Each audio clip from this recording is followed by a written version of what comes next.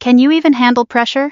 The laughter rolled across the room just as a retired 3-star general nearly dropped his whiskey glass. Most people didn't notice. I did, because I knew exactly why. The men around the table thought they were mocking a quiet middle-aged woman who spent her weekends gardening and attending charity dinners with her husband. What they didn't know was that I'd spent 21 years flying Apache attack helicopters through some of the most dangerous skies on Earth. What they didn't know was that I'd watched tracer rounds rise toward my cockpit at midnight over Afghanistan.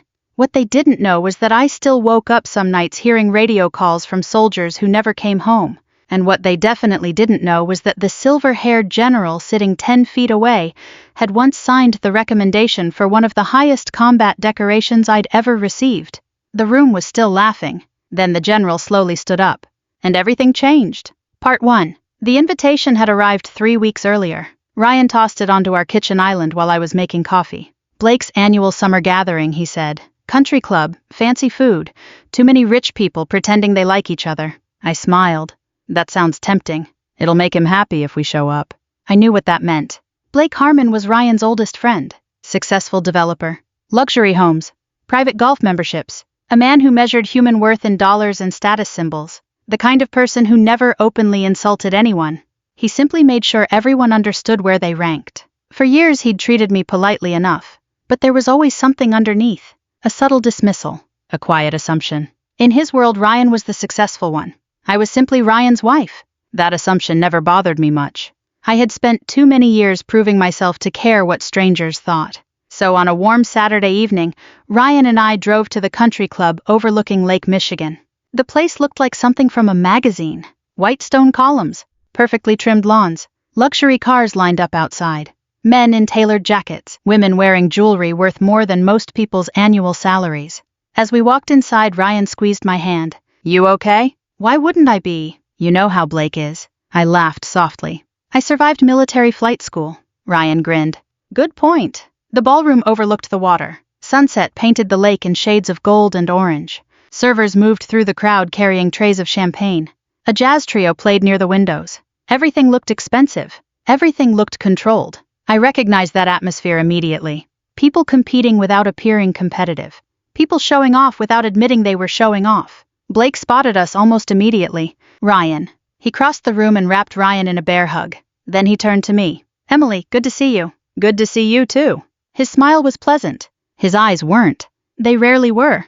Within 20 minutes we were seated with a group of couples at a large round table. Most of them were executives, business owners, investors, people who enjoyed talking about work because work had become their identity. The conversation naturally drifted toward success, then stress, then pressure. Apparently everyone wanted to prove they had the hardest life in America. One man described a billion-dollar merger.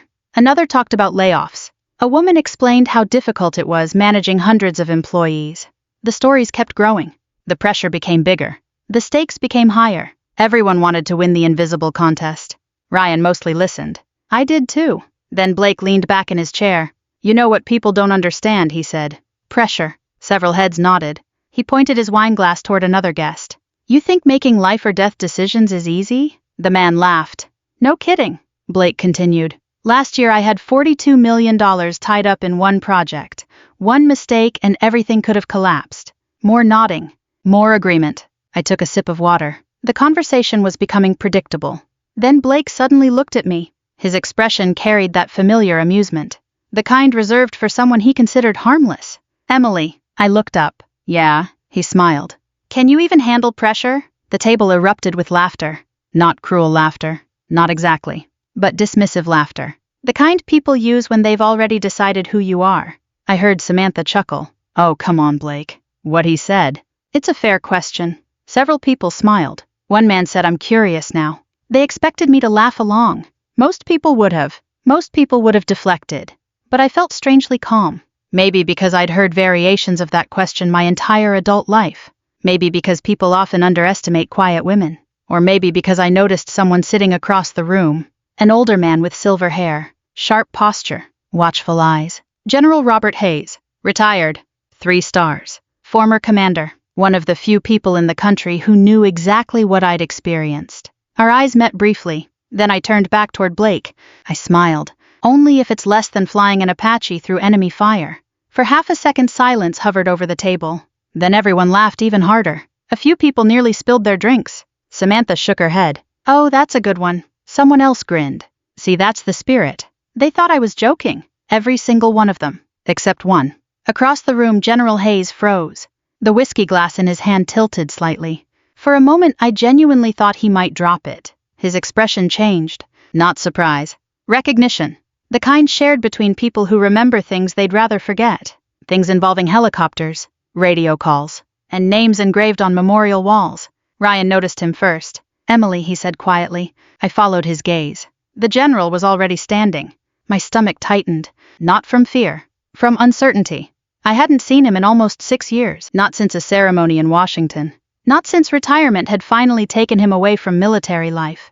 The room gradually quieted as he approached.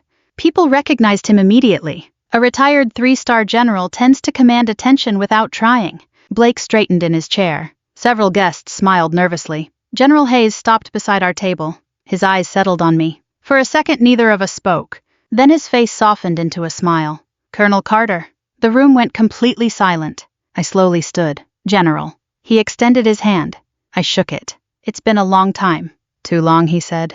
Nobody at the table moved. Nobody spoke. I could almost hear people trying to process what they'd just heard. Colonel. Not Mrs. Carter. Not Ryan's wife. Colonel. General Hayes glanced around the table. Then back at me. And I realized something immediately. He knew exactly what had happened before he walked over. He had heard the laughter. He had heard Blake's question. And he knew precisely why the answer had nearly made him drop his glass. Because unlike everyone else in that room, he knew who they were really mocking. Part 2. For several seconds after General Hayes called me Colonel Carter, nobody at the table seemed capable of speaking. The silence felt almost physical, not hostile, not uncomfortable, just stunned. I could practically see people reorganizing everything they thought they knew about me. Blake was the first to recover. Well, he said with a short laugh, that's certainly one way to surprise a room. Nobody joined him. That seemed to bother him. General Hayes remained standing beside me. Even in retirement, he carried himself like a man who had spent decades commanding soldiers. His shoulders were straight, his eyes alert. The room naturally adjusted itself around him. Ryan finally stood. General Hayes, he said, it's an honor. The general shook his hand warmly. Ryan, good to finally meet you. Something about that statement caught my attention. Good to finally meet you. Not good to see you. Good to meet you. Because despite 20 years of marriage, Ryan had never actually met many of the people from my military life. That wasn't an accident. I'd always kept those worlds separate. The army belonged to one version of me.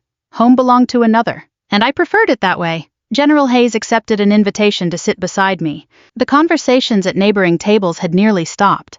People were pretending not to watch. Nobody was fooling anyone. The entire room was watching. Blake forced another smile. So Emily's a colonel. That's right, Hayes said. His tone remained pleasant. Has been for a while. A while, Samantha asked. How long? Several years. The silence returned. I focused on my water glass. Part of me wanted the conversation to move on.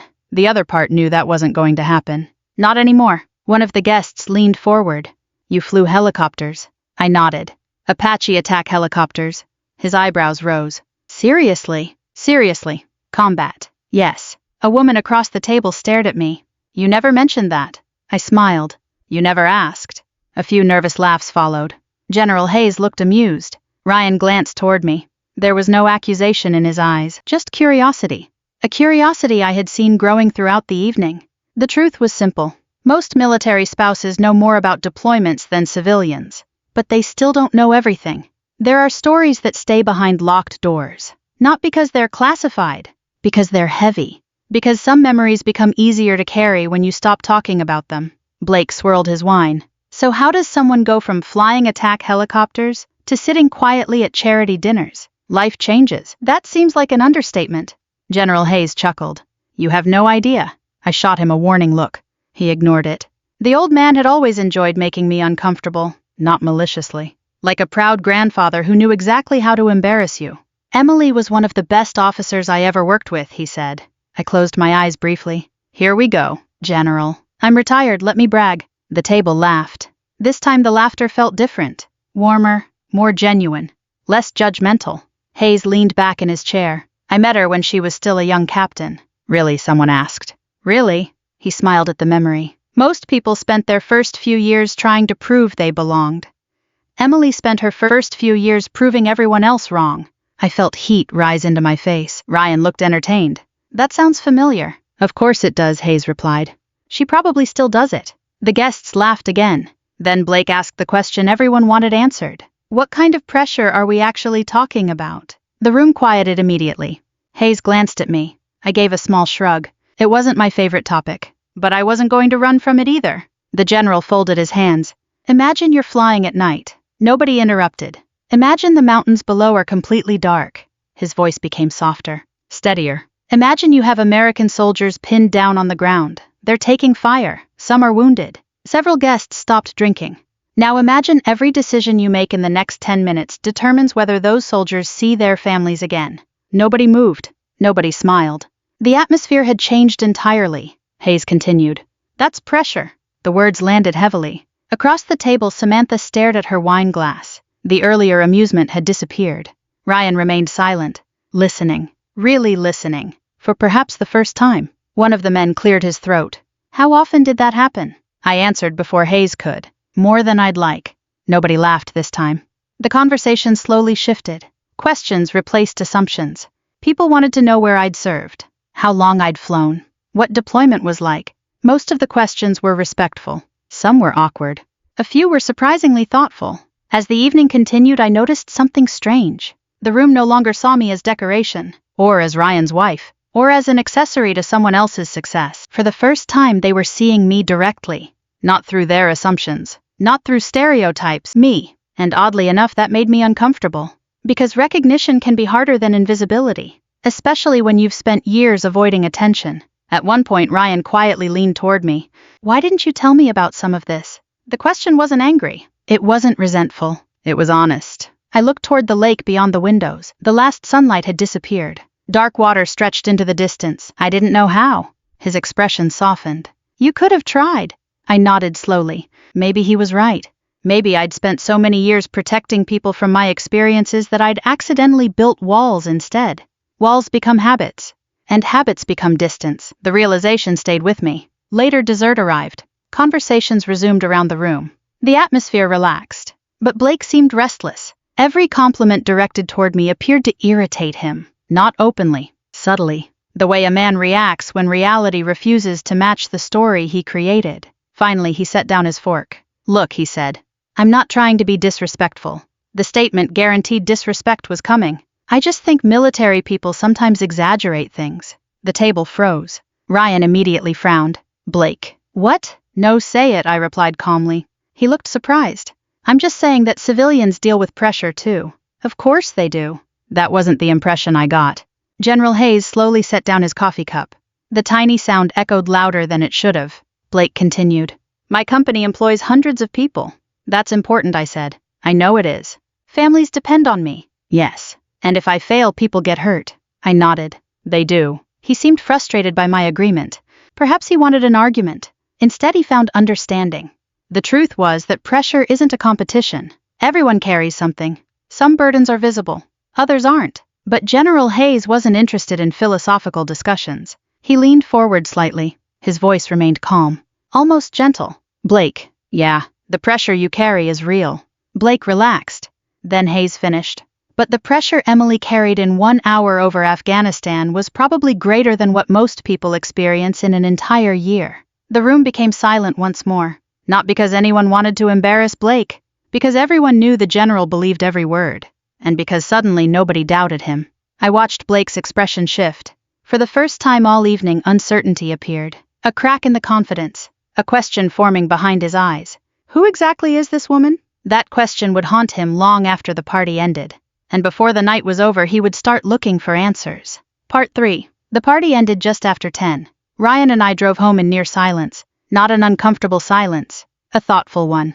The kind that settles between two people when something important has shifted and neither person has figured out exactly what it means yet. The city lights reflected across the windshield as we headed north. Ryan kept both hands on the steering wheel. Twice he looked like he wanted to say something. Twice he changed his mind. Finally, about 20 minutes into the drive, he spoke. Colonel, I laughed. Don't start. I married you 20 years ago. You did. And somehow I spent tonight discovering things about you that feel like they belong in a movie. Most of it isn't that exciting. That is objectively false. I smiled despite myself. For a few moments neither of us spoke again. Then Ryan said something unexpected. You know what bothered me most? I turned toward him. What? That everyone else seemed to know pieces of your story that I didn't. The words weren't accusatory. That made them harder to hear. I looked out the passenger window. Streetlights drifted by. You know the important parts. Do I? The question stayed with me long after we reached home. Because I wasn't sure anymore. For years I'd convinced myself that protecting Ryan from certain memories was an act of love. Maybe sometimes it had been. Maybe sometimes it had simply been easier. The next morning I woke before sunrise. Old habits, military habits. The kind that never fully disappear. I brewed coffee and sat on our back porch. The neighborhood was quiet. Birds moved through the trees. For the first time in weeks I felt peaceful. That peace lasted exactly 3 hours. At 10 in the morning my phone rang. General Hayes. I answered. Morning, General. You survived. Barely. He laughed. Blake looked like somebody told him Santa Claus wasn't real. I nearly spit out my coffee. That bad? Worse. The old general sounded amused. Then his tone shifted. He's digging. I sighed. Of course he was. What kind of digging? The kind wealthy men do when they don't like being surprised. That didn't concern me much. Most of my military career wasn't secret. Some details remained classified. Most didn't. Anyone willing to spend enough time searching could find pieces of it. Award citations, promotion announcements, official photographs, public records. The Army had documented enough of my life already. Let him look, I said. I figured you'd say that. After we hung up, I thought the matter would disappear. It didn't. Over the following week, Blake became obsessed. I learned that later. At the time, I only noticed small things. Questions from mutual friends, odd messages, people reaching out unexpectedly. One afternoon, Samantha called. That alone was unusual. We had never been close. Friendly, not close. After several minutes of awkward conversation, she finally admitted the reason for the call. Blake's been researching you. I laughed. Researching me. That's putting it nicely. Apparently, Blake had spent days searching military databases, news archives, Pentagon releases, and public records. He wanted proof. Proof that Hayes had exaggerated. Proof that the stories were inflated. Proof that reality matched his assumptions. Instead, he kept finding the opposite. Every search opened another door. Every door revealed something he hadn't expected. An award citation, a deployment record, a leadership position, a commendation, a photograph, a newspaper article. The more he looked, the worse it became, because none of it fit the image he'd created, the image of Ryan's quiet wife. A week later, Ryan and I attended another charity event. Smaller, less formal. Halfway through the evening, Blake approached me. For once, he looked uncertain. That alone felt remarkable. Can I ask you something? Sure. Did you really command an Apache unit? Yes. How many aircraft? Depends on the deployment. His eyes narrowed. You actually led missions? Yes. The answer seemed to frustrate him, as though he wanted complexity, some hidden catch, a technicality. Instead, he kept encountering facts, simple facts. Eventually, he shook his head. I don't get it. What don't you get? You don't act like someone who's done all this. I smiled. What's that supposed to mean? He hesitated, then answered honestly. Most people would have told everyone. That answer surprised me. Not because it was rude, because it was revealing. It explained everything. The assumptions, the jokes, the dismissiveness. In Blake's world, achievements existed to be displayed, to be advertised, to establish status, to prove value. The idea that someone could accomplish extraordinary things and then remain quiet about them simply didn't make sense. Before I could respond, another voice interrupted. General Hayes. I can explain that. Neither of us had seen him approach. He carried a glass of iced tea and looked entirely too pleased with himself. Blake sighed. Oh, great. Hayes sat down. Let me tell you a story. I immediately knew where this was going, and I hated it already. The general ignored my expression. About 12 years ago, we were supporting a special operations team. Blake leaned forward. So did several nearby guests. Hayes continued. The mission went sideways. The room seemed quieter suddenly, even though nobody else knew what story was coming. Bad weather, enemy fire, communication problems. He paused. The worst combination. I stared at the floor, because I remembered every second.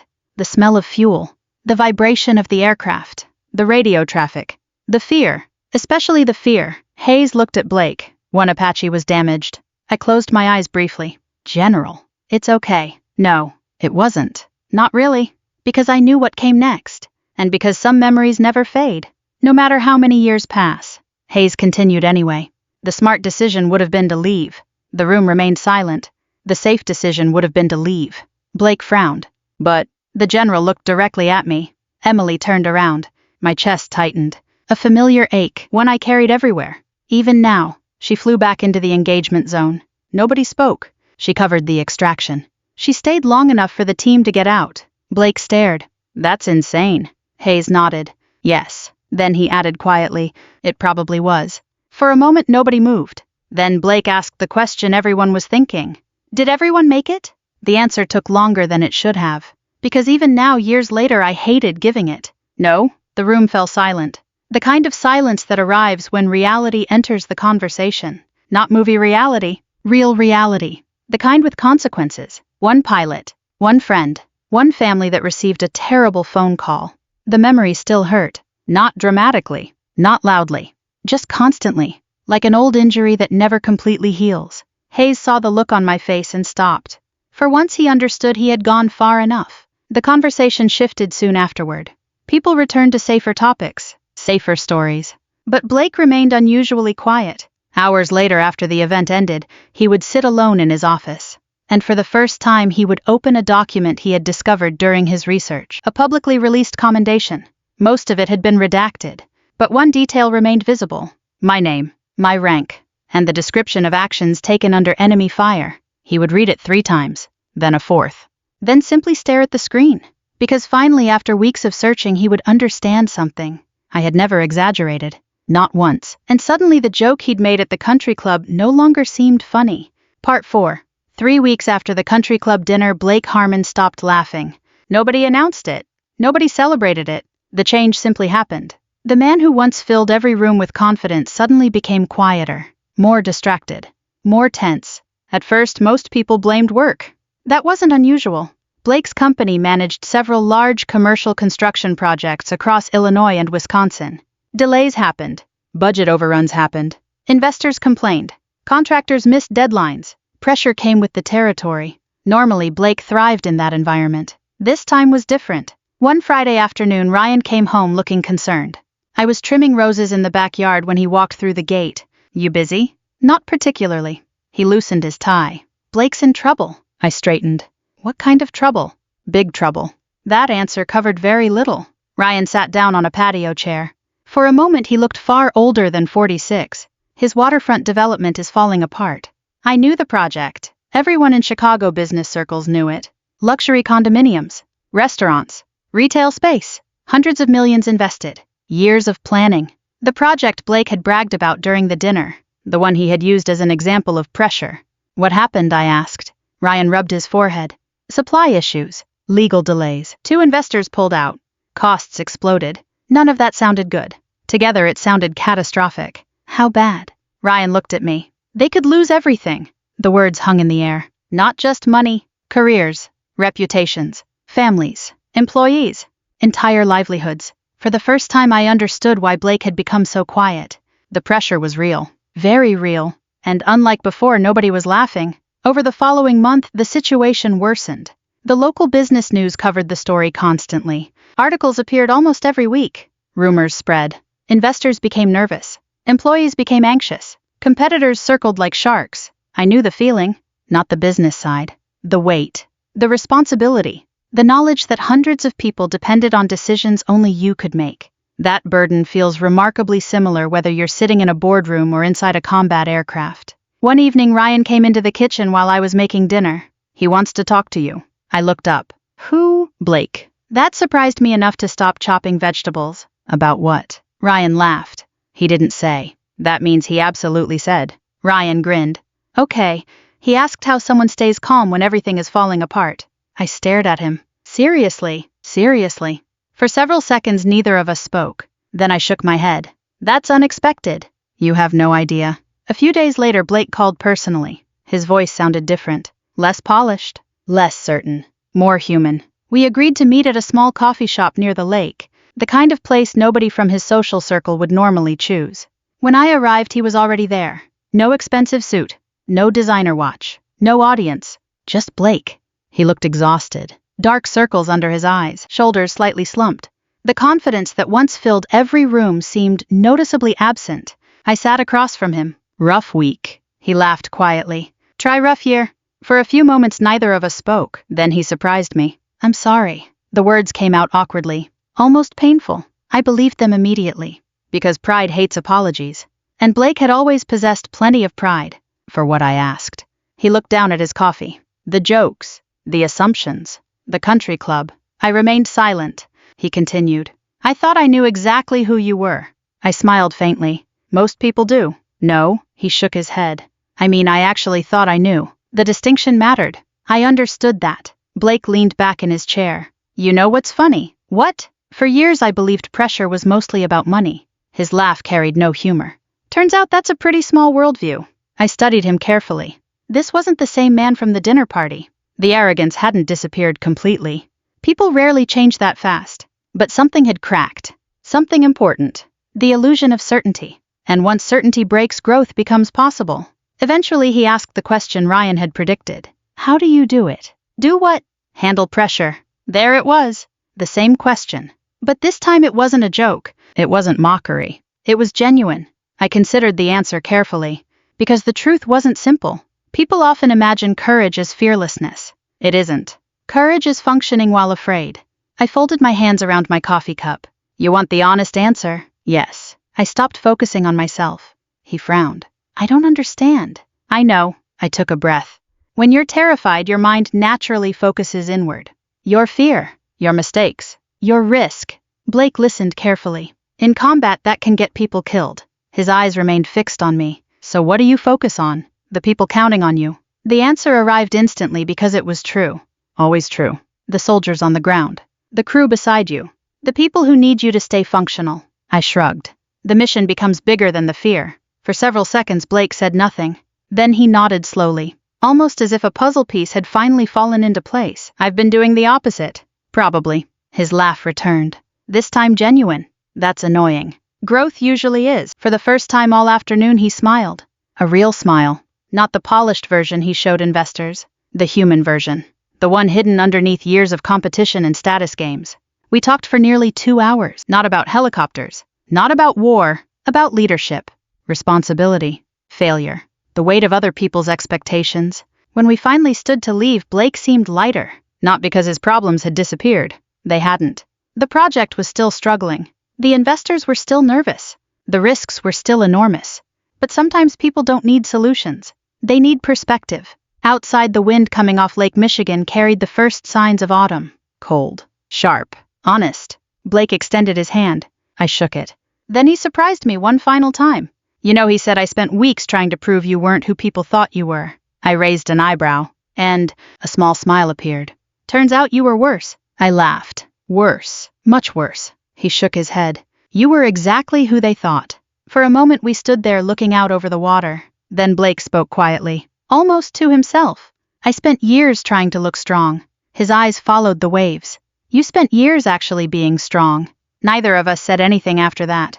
Because sometimes the most important truths don't require a response. And as Blake walked toward his car, I realized something. The revenge I'd imagined after that dinner never happened. There was no public humiliation. No dramatic confrontation. No moment where I got even. Instead, life had delivered something far more meaningful. Understanding. And for the first time since that night at the country club, Blake finally understood exactly what he had mocked. Part 5. A year later, I found myself standing backstage at a veterans fundraising gala, adjusting the sleeve of a navy blue dress, and wondering how I had ended up here. The ballroom beyond the curtain held nearly 500 people. Veterans, military families, business leaders, community volunteers, local officials, a few active duty service members, and somewhere out there Ryan was sitting in the front row. General Hayes was there too. Of course he was. The man treated retirement like a minor inconvenience. The event coordinator stepped beside me. You ready? I smiled. No, she laughed.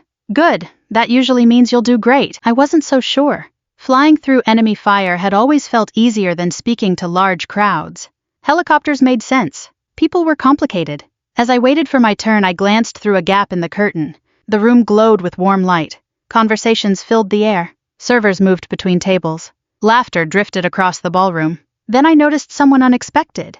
Blake. He was seated near the front beside Samantha. For a moment I simply stared. Over the past year, we had become something I never would have predicted. Friends wasn't quite the right word, but no longer strangers, no longer opponents, something in between. His company had survived. Not easily, not quickly, but it survived. The project eventually moved forward, smaller than originally planned, less profitable, yet successful.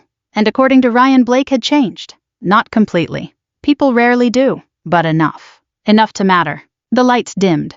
The evening program began. Several speakers took the stage before me. A wounded veteran, a military spouse, a young Marine transitioning into civilian life. Their stories mattered far more than mine, which made me wonder why I had agreed to speak at all. Then General Hayes took the podium. The audience immediately quieted. The old man still commanded a room effortlessly. After a brief introduction, he smiled. A dangerous sign. I knew that smile. It meant trouble. Tonight he said, I'd like to introduce someone who spent most of her career avoiding attention.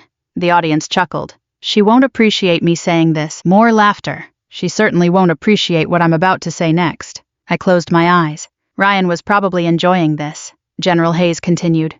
Leadership isn't rank. It's not medals. It's not titles. Leadership is carrying responsibility when nobody is watching. The room grew quiet. And few people I've known carried responsibility better than Colonel Emily Carter. Applause filled the ballroom. The general stepped aside. My turn. I walked toward the stage. The applause continued. For a brief moment, the sound reminded me of military ceremonies, promotion days, change of command events, retirement celebrations, moments when everyone applauded while privately wondering if they deserved it. I reached the podium. The applause faded. Hundreds of faces looked back at me, waiting, expecting, trusting. Oddly enough, that felt familiar. Not because of public speaking, because responsibility always feels the same. Whether you're standing on a stage or sitting in a cockpit. I looked across the room. Ryan smiled. General Hayes folded his arms proudly. Then I began. I spent 21 years flying Apache helicopters. A few heads nodded. But that's not actually what this story is about. The audience listened. People often assume military service teaches courage. I paused. In my experience, that's only partially true. The room remained silent. What military service really teaches is responsibility. I told them about young soldiers. Not names. Just stories. The medic who ran toward danger instead of away from it. The crew chief who stayed calm when everyone else panicked. The families waiting at home. The people who carried burdens without recognition. The people who never appeared in headlines. The audience listened carefully. Some nodded. Some wiped away tears, because most Americans understand service, especially older Americans. Many have lived close enough to sacrifice to recognize it. Then I shared something I rarely admitted aloud. There were days I was afraid. The confession surprised some people. I could see it. Heroes aren't supposed to say things like that. But heroes are human. Always human. I was afraid more often than most people realize. The room remained completely still. The difference wasn't courage. It was responsibility. I looked around the ballroom. When people depend on you, fear becomes secondary. The words carried me back through decades. Deployments, training, losses, victories, friends, memories. The entire journey. And suddenly I realized something. The lesson wasn't military at all. It was universal. Parents understand it. Teachers understand it. Doctors understand it. Business owners understand it. Grandparents understand it. Anyone who has ever put someone else's needs ahead of their own understands it. The audience applauded when I finished. Not loudly at first. Then louder. Then everyone stood. A standing ovation. I stood there awkwardly wishing for an Apache cockpit. Some things never change. Afterward, guests mingled throughout the ballroom. Conversations filled every corner. People shared stories, memories, experiences. The event had become less about speeches and more about connection. Exactly as it should. I was speaking with several veterans when Blake suddenly approached the microphone near the stage. The room gradually quieted. Nobody had expected another speaker. Least of all me. Blake cleared his throat. For once he looked nervous. I wasn't planning to say anything tonight. A few people smiled. He glanced toward me, then back to the audience. A year ago I asked Emily Carter a question. The room listened. I asked her if she could handle pressure. Laughter spread through the ballroom. People sensed where this was going. Blake smiled. At the time I thought I understood pressure. He shook his head. I didn't. The room became quiet again. I thought pressure was about money, deadlines, business, reputation. He paused. I wasn't entirely wrong. But I wasn't entirely right either. His voice softened. The strongest people I've met aren't the loudest. They aren't the richest. They aren't the most impressive in the room. His eyes found mine. They're the people who keep showing up when others depend on them. Silence filled the ballroom. The good kind. The meaningful kind. Then applause erupted once more. When Blake stepped down, General Hayes appeared beside me. The old general shook his head. You know, he said that might be the most growth I've ever seen from him. I laughed. It's been a year. Still impressive. We watched the crowd together. Families. Veterans. Friends. People connecting. People remembering. People healing. Then Hayes smiled. Remember that dinner? How could I forget? The old general chuckled. A man asked whether you could handle pressure. I nodded. He did. Hayes looked across the ballroom. Then his expression softened. The funny thing is, I already knew what he was about to say, but I let him say it anyway. They never knew who they were mocking. For a moment neither of us spoke. Then I looked toward Ryan. My husband smiled and raised his glass. 20 years together. And somehow we understood each other better now than we had a year ago. Not because anything magical happened. Because truth finally had room to breathe. And standing there surrounded by people who had learned, grown, forgiven, and changed, I realized something important. The best revenge isn't humiliation. It isn't proving someone wrong. It isn't making them suffer. The best revenge is becoming impossible to misunderstand. It's living your life with such integrity that eventually the truth speaks for itself. And when it does, even the people who once doubted you are forced to see who you really are. If this story touched your heart, I'd love to hear your thoughts. Have you ever been underestimated by someone who never took the time to know the real you? Leave a comment below and share your story. And wherever you're watching from tonight, let us know. We read every comment and love hearing from this incredible community. If you enjoy stories about resilience, dignity, family, and second chances, don't forget to subscribe so you never miss another journey like this one. Until next time, take care of yourselves and of the people who depend on you. Those medals are fake. My brother's voice rang through the courtroom with the confidence of a man who had never been told no. Every witness he had brought nodded immediately. Absolutely fake. I've seen replicas just like them. Anyone can buy those online. A few people in the gallery murmured in agreement. Behind him, my parents smiled. Not nervous smiles, victorious smiles, the kind people wear when they think the ending has already been written.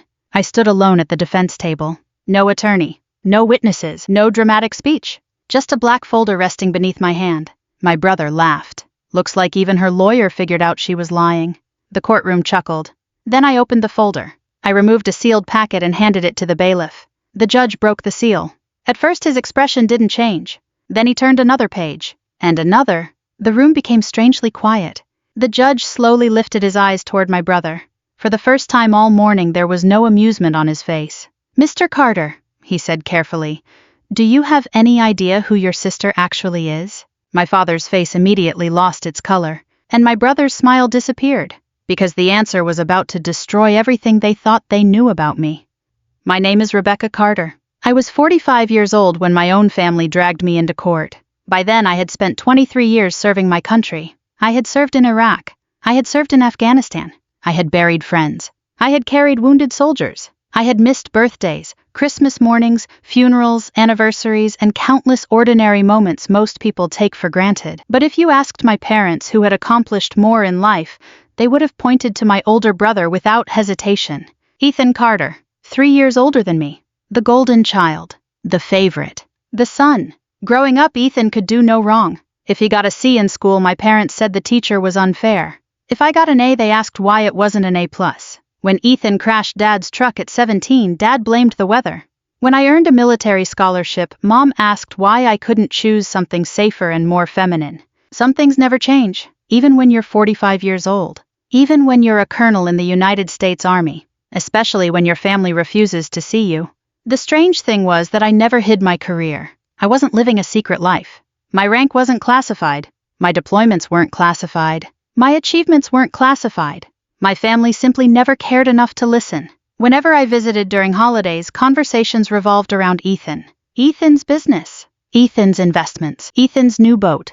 Ethan's latest financial problems. Ethan's plans. Ethan's opinions. I became background noise. The daughter who happened to wear a uniform. Nothing more.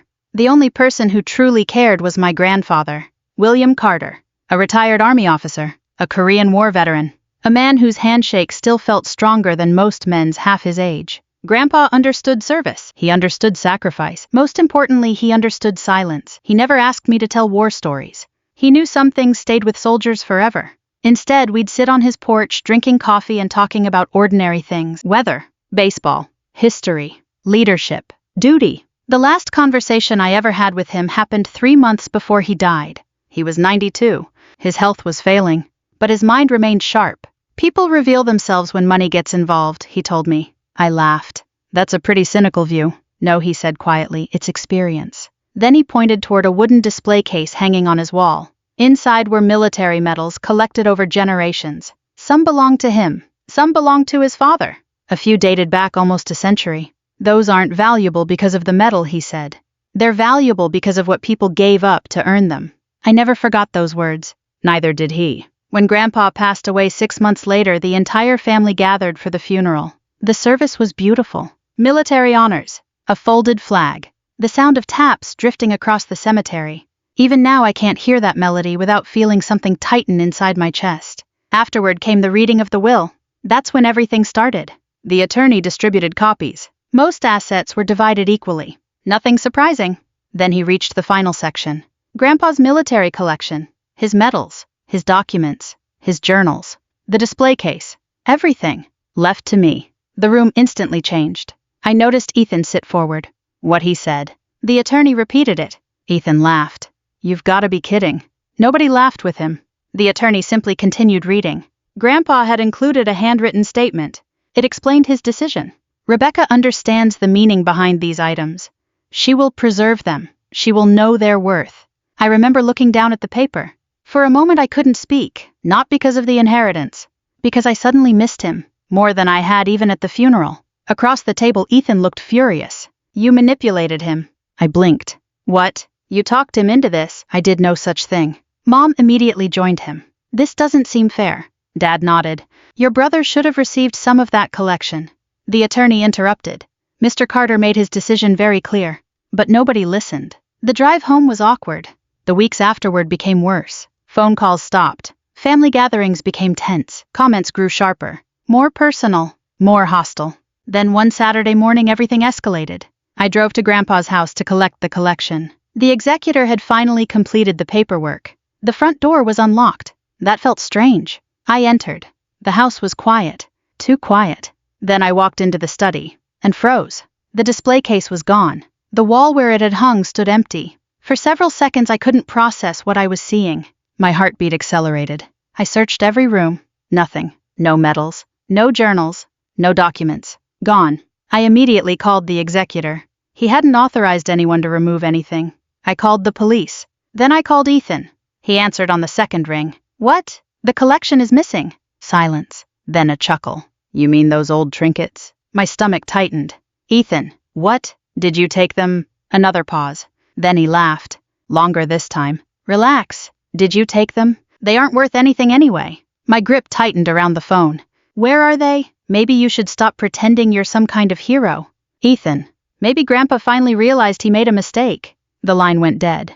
And standing alone inside my grandfather's empty study, staring at the bare wall where generations of military history had once hung, I realized something. This wasn't about medals. This wasn't about inheritance. This was about something much older. Something that had been building for decades. For the first time in his life, Ethan had not gotten what he wanted. And he wasn't going to let that stand. The first mistake Ethan made was thinking I would react like the little sister he remembered. He expected tears, anger, a frantic phone call to our parents. Maybe a dramatic scene in the driveway where he could stand there with his arms folded while Mom told me to calm down, and Dad reminded me that family shouldn't fight over old junk. That version of me had existed once. She was 13 sitting at the dinner table while Ethan blamed her for a broken lamp. She was 17 watching her parents attend Ethan's baseball banquet while missing her scholarship ceremony. She was 22 standing in uniform at the airport with nobody there to say goodbye. But that girl was gone. I had spent too many years learning how to think under pressure. I knew better than to move emotionally when someone wanted me emotional. So I stood in Grandpa's study, took one slow breath, and started documenting everything. I photographed the empty wall, the scratches where the display case had been lifted off its brackets, the dust pattern on the floor, the slightly open drawer in Grandpa's desk, the back door with a fresh scuff near the lock. Then I called the police again and made a formal report. The officer who arrived was polite but tired. His name tag read Alvarez. He looked around the study, took notes, and asked the question everyone eventually asks when family is involved. "Are you sure this wasn't a misunderstanding?" I looked at him evenly. "No, officer, this was theft." He studied my face, maybe expecting me to soften the word. I didn't. By Monday morning, I had contacted the estate attorney, the county clerk, Grandpa's insurance carrier, and a retired military archivist I knew through the Pentagon. I gave facts, not emotion, dates, names, inventory numbers, photographs, copies of Grandpa's will, the original list of items inside the display case. That list mattered. Grandpa had been meticulous. Every metal document, ribbon, letter, and journal had been cataloged by date and owner. He hadn't done it because he was worried about money. He had done it because history disappears when careless people treat it like clutter. By Wednesday, I learned that Ethan had visited 3 antique dealers. By Friday, I had names. The first dealer refused him immediately. The second told him the items needed provenance. The third became suspicious when Ethan tried to sell a Purple Heart medal and claimed it belonged to some distant relative nobody cared about. The dealer took a picture of him. That picture reached me through a friend of a friend before the police even had it. There was Ethan standing at a glass counter in his expensive jacket, holding my grandfather's medals like they were loose change. For a moment I just stared at the photo. Not because I was surprised. Because I wasn't. That hurt more than surprise would have. When I called my parents that evening, Mom answered with her church voice. That soft, controlled tone she used when she had already decided I was the problem. "Rebecca, I hope you're not calling to start trouble." I glanced at the photo on my laptop screen. "Ethan stole Grandpa's military collection," she sighed. "Your brother said you were overreacting. Did he also mention he tried to sell it?" A pause. Then Dad's voice came on the line. "Be careful what you accuse your brother of. I have proof." "You always think you have proof." That sentence landed with a familiar weight. I closed my eyes briefly. "Dad, this isn't a family argument, it's a police matter." "No," he snapped. "This is you humiliating your brother because Grandpa gave you something you didn't deserve." I opened my eyes. There it was. The real truth. Not hidden anymore. Not dressed up as fairness. "You think I didn't deserve it? You weren't close to him like Ethan was." I almost laughed, but there was nothing funny in me. "Ethan visited him twice last year. He has responsibilities. I called Grandpa every week. You always did things for attention." The room went very still around me. I heard the refrigerator hum in my kitchen. The traffic outside my apartment window. My own breathing slow and measured. "Dad," I said quietly, "I have served this country for 23 years. I don't need to steal attention from anyone." He made a small dismissive sound. "There it is. The uniform again." I looked down at my hand. At the small scar across my knuckle from a convoy door in Kandahar. At the faint line near my wrist from shrapnel glass nobody in my family had ever asked about. "The uniform," I said, "is not a costume." Nobody answered.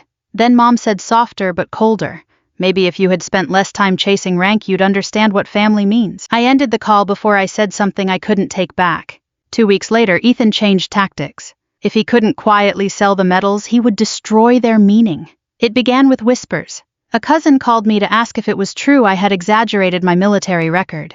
An aunt sent a message saying she hoped I would seek help because pretending to be decorated was unhealthy. Someone forwarded me a post Ethan had written online. He didn't use my name, but everyone knew. Some people buy uniforms. Some people buy medals. Some people fool old men into thinking they're heroes. Truth always comes out. Underneath it, relatives commented with little praying hands and sad faces. I sat in my office at the Pentagon and read every word without moving. Around me, people walked with badges clipped to their jackets, folders tucked under their arms, phones ringing, coffee cups steaming in tired hands. Real work was happening. Real decisions. Real consequences.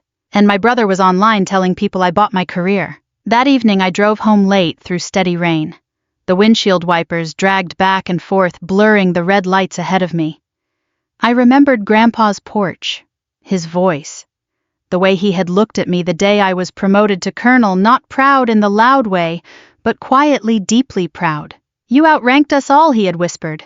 Then he had saluted me. Not as a joke, not as family theater, as one soldier to another. That memory kept me steady. The lawsuit arrived 3 days later. Ethan had hired an attorney and filed a petition challenging the inheritance. He alleged undue influence, fraud, emotional manipulation, and false representation of military status. He requested that Grandpa's military collection be declared improperly assigned and transferred to him as the rightful family heir. There was more. He claimed the medals were counterfeit. He claimed I had planted fake records. He claimed Grandpa had been confused. I read the filing twice. Then I set it on my desk. For the first time since this began, I felt something cold settle inside me. Not rage. Not heartbreak. Clarity. Ethan hadn't just stolen from me. He had insulted Grandpa. He had mocked every man in our family who had served. And he had lied under oath before even entering the courtroom. My attorney Marianne Wells was calm when I called her. "Rebecca," she said, "this is uglier than I expected." "I know. We can fight it traditionally." "No," I said. "He wants a performance. Let him have one." She went quiet. I looked at the sealed packet already prepared by Military Records Division, certified and documented in a way even Ethan's attorney could not twist. Then I said the words that would later confuse everyone in that courtroom. "On the day of the hearing, I want you to be late." Marianne did not answer immediately. Then she asked, "How late?" "Late enough for him to think he's already won." The hearing was scheduled for a Tuesday morning in early October. The weather outside the courthouse was cool and gray, one of those autumn mornings when the sky seemed made entirely of steel. I arrived 40 minutes early. Old habits. Military habits. If something started at 9, you arrived at 8:20. My attorney had argued that we didn't need to come so early. I came anyway. The courthouse stood in the center of town, surrounded by oak trees already losing their leaves. As I climbed the steps, I saw familiar faces gathering near the entrance. Relatives, family friends. People who hadn't called me in years. People who suddenly found time to attend when they thought they might witness a public humiliation. A few looked away when they saw me. Others stared openly. I recognized my cousin Janet standing beside her husband. Janet had once told me she admired my military career. 2 months earlier, she had shared Ethan's post about fake medals. Now she offered an awkward smile. I nodded politely and continued inside. The courtroom was already filling when I entered.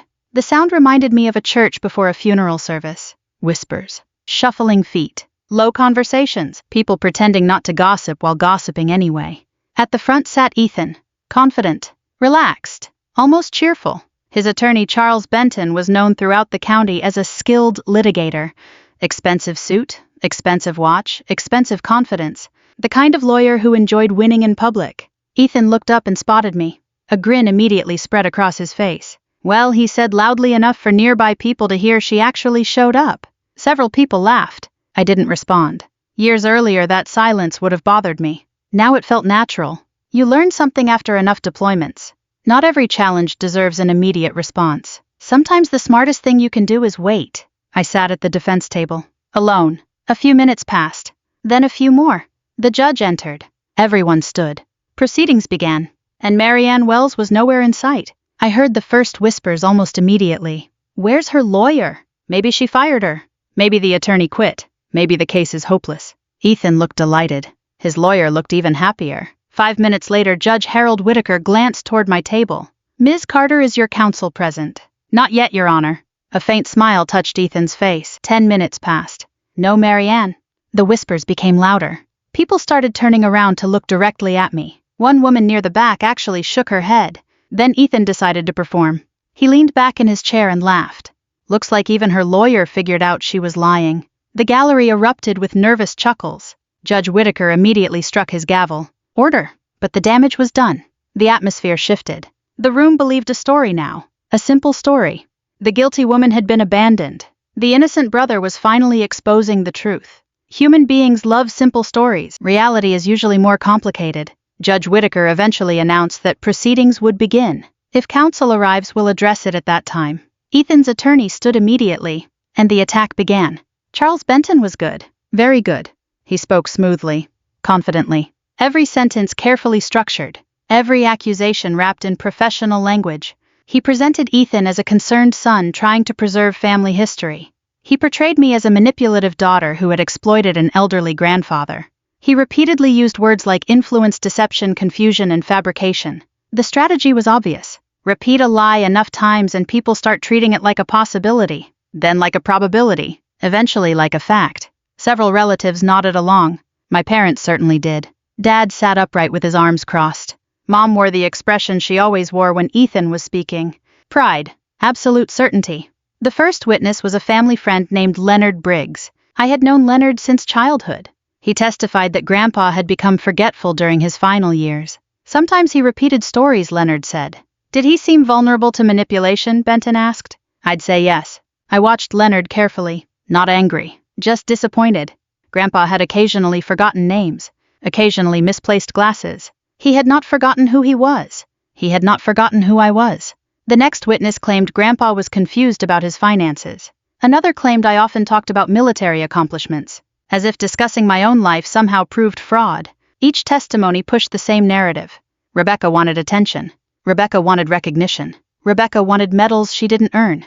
The irony would have been funny if it weren't so pathetic. Most of these people had never once asked what I actually did in the army. Not once. The third witness introduced himself as an antique collectibles specialist. That caught my attention. He carried photographs of Grandpa's medals, enlarged prints displayed on boards. The courtroom leaned forward. This was the moment Ethan wanted. The expert pointed at one medal. In my opinion, this is a reproduction. Another. Likely replica. Another. Commercially manufactured. Benton nodded gravely. So you're saying these military decorations are fake? Yes. And in your professional opinion, could someone purchase items like these online? Absolutely. The gallery erupted into whispers. I noticed my mother's smile growing wider. Dad looked vindicated. Ethan looked triumphant. Then the expert delivered the line Ethan had probably rehearsed with him. These items have no significant historical value. I felt something shift inside me. Not anger. Sadness. Because one of those medals had belonged to my great-grandfather, a man wounded in combat nearly 100 years ago. Another belonged to Grandpa himself, a man who had buried friends whose names most Americans would never know. To hear them reduced to worthless trinkets felt strangely personal. Still, I remained silent. That silence fascinated people. I could see it in their faces. Why wasn't I fighting back? Why wasn't I objecting? Why wasn't I defending myself? Because sometimes silence creates more tension than argument. And because I already knew something nobody else in that room knew. The next witness was worse, a former employee from Ethan's company. He testified that I exaggerated stories, that I loved attention, that I frequently referenced military service. Again, the logic made no sense. Apparently spending 2 decades in the army and occasionally mentioning it was suspicious. Several hours passed. The pile of accusations grew. Fraud, manipulation, counterfeit medals, false prestige, questionable military claims. By lunchtime, Ethan looked almost relaxed, like a man already planning his victory speech. The judge called a short recess. As people stood and stretched, Ethan approached my table. His attorney stayed behind, confident enough not to worry. Still waiting for your lawyer? Ethan asked. I looked up calmly. Yes, he laughed. You know, this would have been easier if you'd just admitted it. Admitted what? That you've been lying all these years. I studied his face. The arrogance, the certainty, the complete absence of doubt. Then I asked a question. Do you really believe that? His smile faded slightly. Only slightly. Of course. Interesting. He frowned. What's that supposed to mean? Nothing. The bailiff announced everyone should return to their seats. Ethan walked away. I glanced toward the courtroom clock. The time was approaching. Not for Marianne. For something else. Proceedings resumed. The final witness stepped down. Benton returned to the center of the courtroom. He delivered a dramatic summary. A polished performance. By the end, he had transformed Ethan into a protector of family legacy, and me into a fraud hiding behind a uniform. Then he sat down. The courtroom became quiet. Judge Whitaker adjusted his glasses and looked toward my table. For a long moment, nobody spoke. Then he asked the question everyone had been waiting for. Ms. Carter, he said, would you like to present your defense? Slowly I stood. No attorney beside me. No witnesses waiting outside. No stack of exhibits. Just a black folder resting on the table. Every eye in the room followed me as I picked it up. My parents looked confident. Ethan looked amused. The gallery looked curious. I opened the folder and removed a sealed packet. I held the sealed packet in both hands for a moment before I moved. Not because I was hesitating. Because I wanted the room to see it. Heavy white envelope. Federal seal. Certified markings across the front. Chain of custody label along the edge. Not the kind of thing a person prints at home. Not the kind of thing a desperate woman produces at the last second to save herself. The bailiff walked toward me. I handed it over without a word. He brought it to Judge Whitaker, who accepted it with the cautious expression of a man who understood that sealed documents usually arrived with consequences attached. Ethan leaned toward his attorney and whispered something. Charles Benton gave him a brief, reassuring nod, but I noticed his eyes had narrowed. He recognized the envelope. Maybe not what was inside, but he knew enough to worry. Judge Whitaker examined the seal. Ms. Carter, what am I looking at? Certified Federal Service records and supporting documentation, Your Honor, submitted with the court's permission. Benton stood instantly. Objection. We have not reviewed these materials. You alleged fraud involving military status and counterfeit decorations, I said calmly. These documents address those allegations directly. Benton turned toward the bench. Your Honor, this is irregular. Judge Whitaker looked at him over the top of his glasses. Mr. Benton, your entire case has rested on claims that Ms. Carter fabricated her military background and that the medals at issue are counterfeit. Are you now objecting to authenticated records regarding both? Benton's jaw tightened. For the first time that day, he did not have a ready answer. The judge broke the seal. The sound was small, barely more than paper tearing, but somehow it filled the entire courtroom. He removed the documents and began reading. At first, his expression remained neutral. That was his job. Judges are trained not to react, not to let a raised eyebrow or a tightened mouth tilt the room. But then he turned the second page, then the third. His hand slowed. Behind me, the gallery had gone silent. Not quiet, silent. The kind of silence that feels almost physical. I could hear the old radiator clicking beneath the window. I could hear someone swallow. I could hear my mother shift in the wooden bench behind Ethan. Judge Whitaker read for nearly 3 minutes. No one interrupted him. Not Benton. Not Ethan. Not my parents. Finally, the judge lifted his eyes. They moved first to me, then to Ethan. Mr. Carter, he said carefully, do you have any idea who your sister actually is? Ethan gave a short laugh, but it came out wrong. Too sharp. Too thin. She's Rebecca, he said. She's my sister. That is not what I asked. The courtroom tightened. Ethan looked toward his attorney. Benton didn't move. Judge Whitaker held up the first page. According to these records, Rebecca Ann Carter is a colonel in the United States Army. A soft gasp moved through the room. Not dramatic. Real. My mother's hand rose halfway to her mouth. My father did not move at all. The judge continued. 23 years of service. Multiple overseas deployments. Current assignment with the Department of Defense. Her rank, service history, and commendations are authenticated by federal record. Ethan's face twisted. That doesn't prove those medals are real. No, the judge said, but the next section does. He turned another page. Inventory records from the Department of Defense Historical Liaison Office. Photographic verification, serial documentation, estate inventory comparison, supporting statements from 2 certified military historians. Benton finally stood again. Your Honor, may we request a recess to examine? You may sit down, counsel. Benton sat. Slowly. Judge Whitaker's tone had changed. Not louder, not angry, something worse for Ethan. Controlled. Precise. These records indicate that the medals belonging to William Carter and his father were not only authentic, but previously documented as part of a private family military archive. Several items were photographed and cataloged during a veteran's oral history project 8 years ago. I watched Ethan's confident posture drain away inch by inch. His shoulders lowered. His mouth opened slightly. For a second, he looked less like my older brother and more like the boy who used to get caught taking money from Mom's purse and still insist it was mine. The judge turned toward the so-called antiques expert. Mr. Halpern, please stand. The man rose awkwardly from the witness bench. His face had gone pale around the mouth.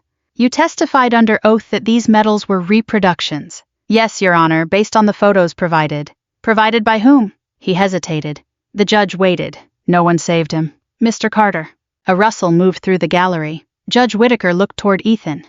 Mr. Carter provided the photographs. Ethan swallowed. My attorney handled. Mr. Carter, the judge said, answer the question.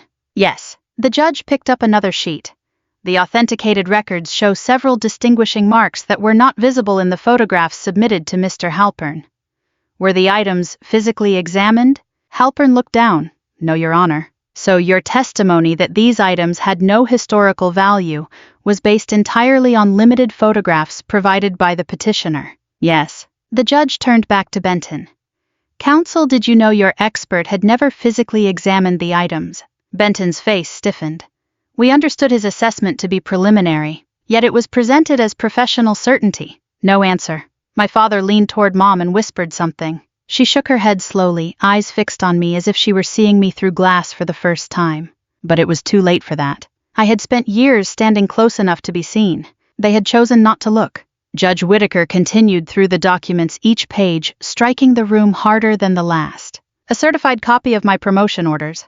a letter confirming my current rank, a list of my own awards. Then Grandpa's handwritten statement entered into the estate record, where he had described why he wanted the archive preserved by me. Rebecca knows what service costs. She will not treat memory as merchandise. The judge read that sentence aloud. My throat tightened, but I kept my face still. That was the closest I came to breaking. Not when Ethan lied. Not when my parents smiled.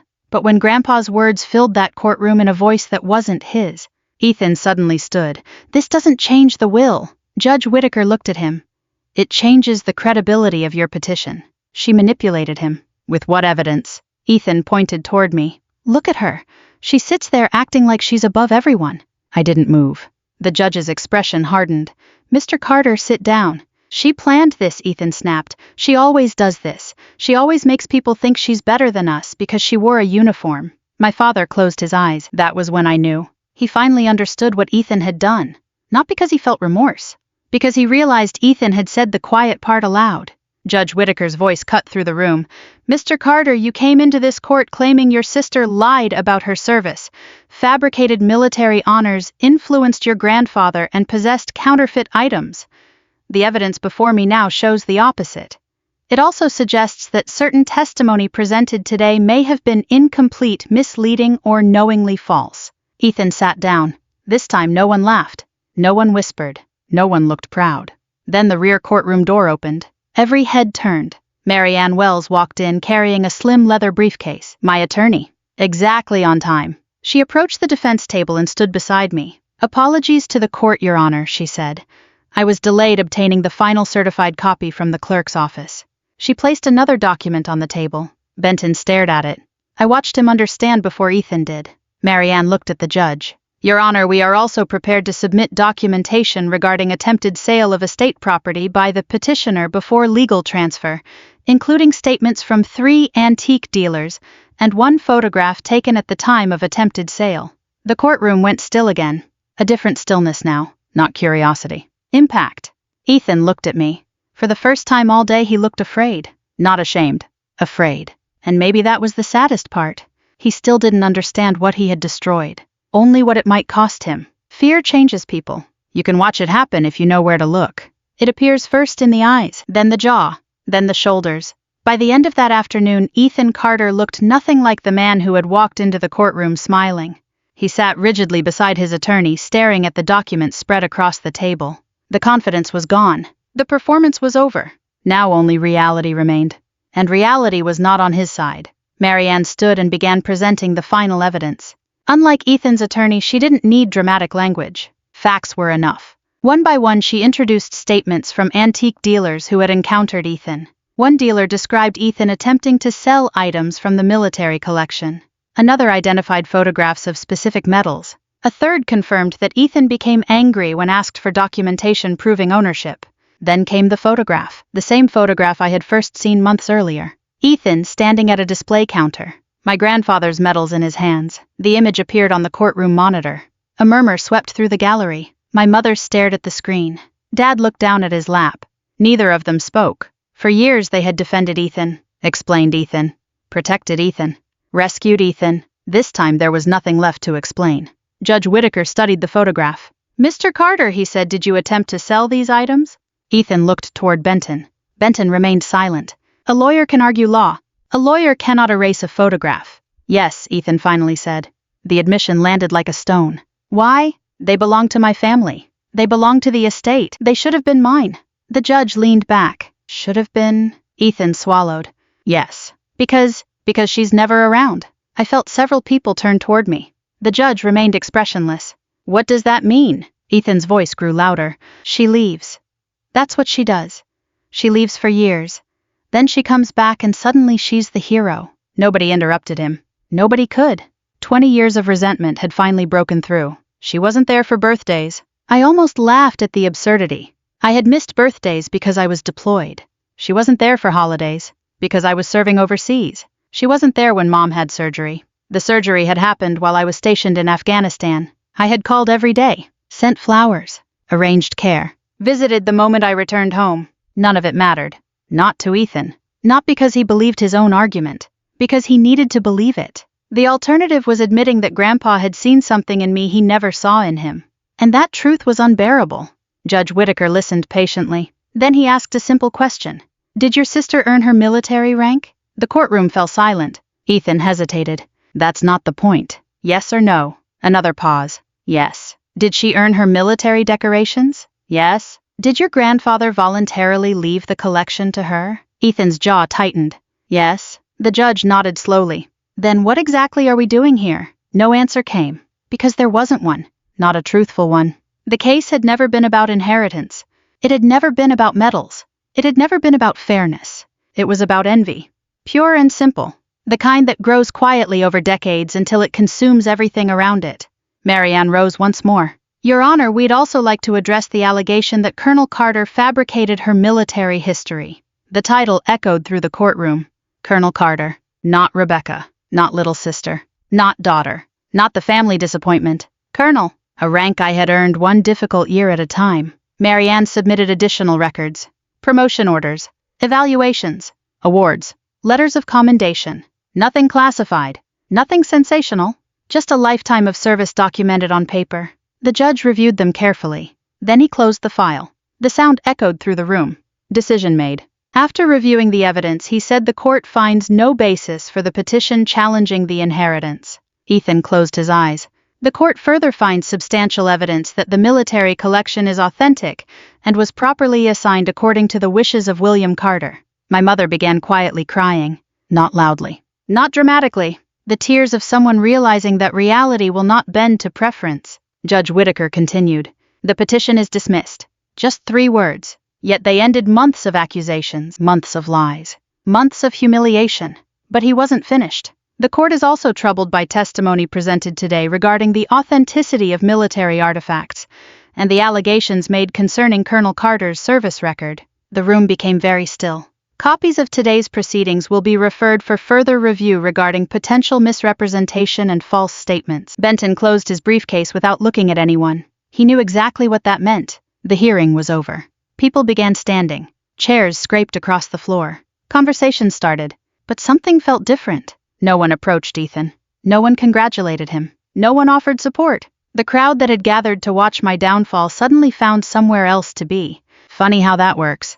I gathered my papers slowly. Marianne leaned closer. You okay? I considered the question. Honestly, yes. I thought I'd feel better. She nodded. I know. Because victory and healing are not the same thing. Across the room my parents remained seated. Older somehow. Smaller. For several seconds nobody moved. Then Dad stood and walked toward me. Mom followed. Ethan remained where he was, alone. For the first time in his life, Dad stopped a few feet away. His eyes were red. Not from crying. From shame. Or maybe exhaustion. Rebecca. Just my name. Nothing else. I waited. He looked down briefly, then back at me. When did you become a colonel? The question nearly broke my heart. Not because it was cruel. Because it was sincere. He genuinely didn't know. After all these years, all those promotions, all those ceremonies, all those phone calls. He didn't know. I smiled sadly. 3 years ago. Mom covered her mouth. 3 years. 3 entire years. Neither of them had known. Dad stared at me. Why didn't you tell us? The answer came so quickly I didn't have to think about it. I did. Silence. I told you during Thanksgiving. Nothing. I told you on Christmas. Dad looked away. I told you after the ceremony.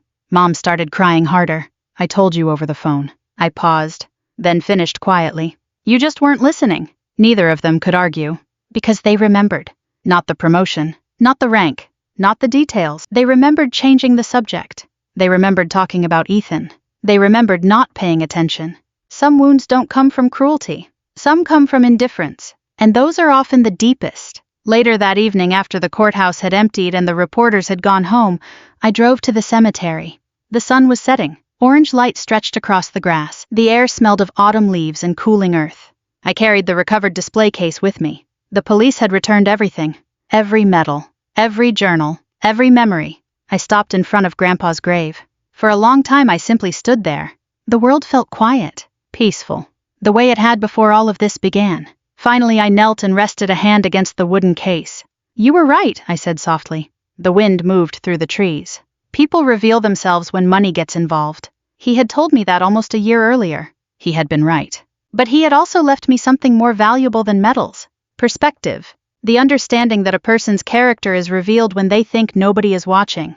And my family had revealed theirs. I stood, looked once more at the headstone, then smiled, not because I had won, because I was finally free. Free from needing their approval. Free from proving my worth. Free from carrying expectations that had never belonged to me. As I walked back toward my car, I thought about something Grandpa used to say. Honor doesn't require recognition to exist. He was right about that too. And if this story touched you, if you've ever been overlooked, underestimated, or judged by people who never truly saw you, I'd love to hear your thoughts. Leave a comment below and tell me where you're watching from. Your stories matter too. And if you enjoy powerful stories about resilience, family justice, and quiet strength, subscribe and join us. We share new stories every day, and I'd love for you to be part of this journey. Until next time, take care of yourself and never let someone else's opinion determine your value.